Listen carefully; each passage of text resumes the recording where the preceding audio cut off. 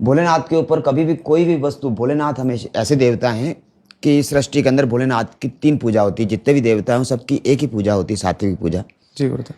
लेकिन भोलेनाथ ऐसे हैं जिनकी 3 पूजा होती है। भोलेनाथ ने सृष्टि को 3 गुणों से रचा, त्रिगुणी सृष्टि है ये, त्रिगुणी माया से सृष्टि रची है। जी गुरुदेव। 3 गुणों से। 3 गुण कौन से? सतोगुण, रजोगुण, तमोगुण।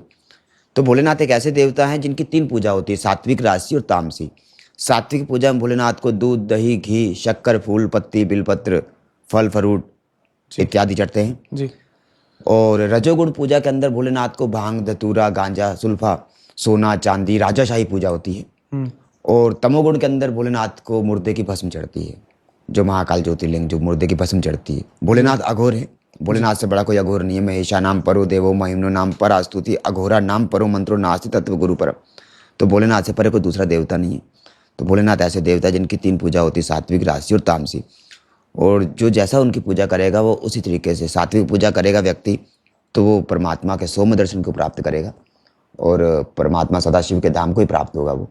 और अगर वो रजोगुण पूजा करता है तो वो राजाशाही पूजा होती है, जिससे वो मनुष्य को धन धान्य से, जमीन से संबंधित कर्म उनके पूर्ण होते हैं। और तमोगुण पूजा के अंदर भोलेनाथ को मुर्दे की भस्म चढ़ती है।